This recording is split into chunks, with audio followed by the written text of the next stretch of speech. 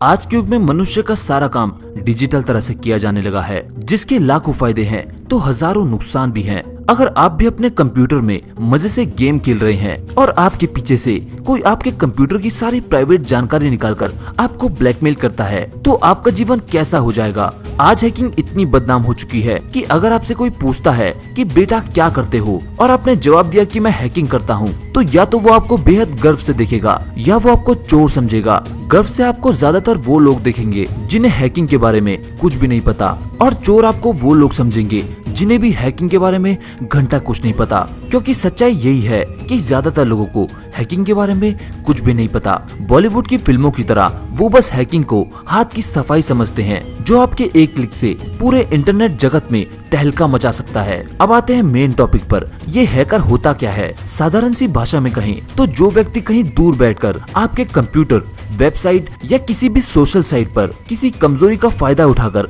Internet की दीवारों को तोड़कर उसमें लॉगिन कर ले, वही एक हैकर कहलाता है। अब आप सोच रहे होंगे कि आप एक हैकर कैसे बन सकते हैं, हमें क्या पढ़ना पड़ेगा, कितना पढ़ना पड़ेगा। दोस्तों, हैकिंग का कोई निर्धारित सिलेबस नहीं है।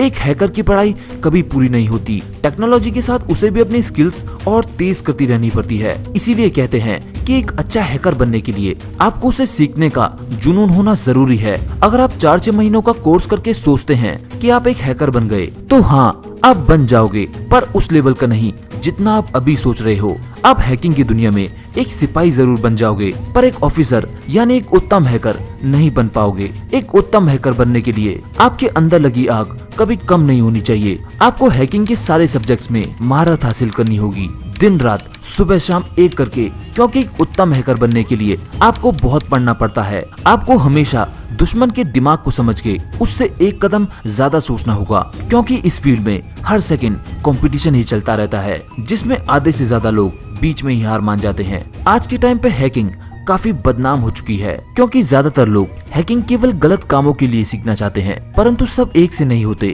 कुछ हैकर अच्छे भी होते हैं जो अपनी शक्तियों का गलत इस्तेमाल न करके उसे मानव जगत के कल्याण में लगाते हैं। अगर हम डिटेल में देखें तो हैकर 7 तरह के होते हैं: black hat hacker, white hat hackers, grey hat hackers, script kiddie, green hat, red hat और ब्लू हैट।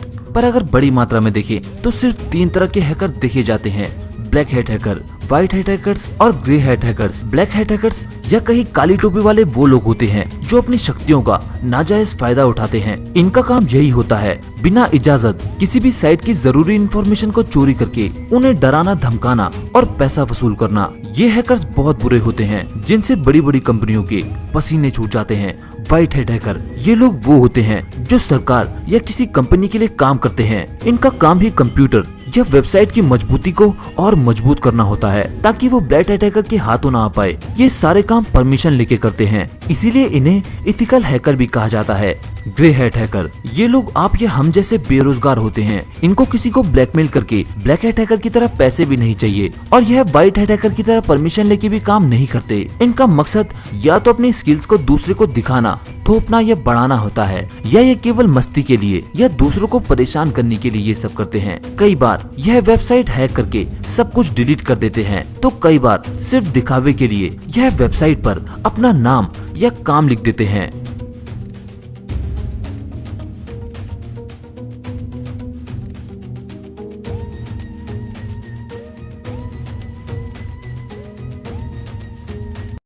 वीडियो अच्छी लगी तो धपाधप लाइक मारो, और अगर आगे भी देखते रहना चाहते हो तो सब्सक्राइब करो, और अगर वीआईपी बनके सबसे पहले देखना चाहते हो तो सब्सक्राइब के बगल में उस लाल कण को नीलकण करना तो बिल्कुल भी मत भूलना, नहीं तो वीडियो ढूंढते रह जाओगे और घंटा भी नहीं मिलेगा। ये सब तो ठीक है, पर अभी के लिए क्या करें, तो अपने मोबाइल की स्क्रीन दबाओ और जरा अगल बगल झाँक लो, क्योंकि सही में ऐसा माल कहीं नहीं मिलेगा। बाकी मिलते हैं मेरी अगली वीडियो में, तब तक बाय।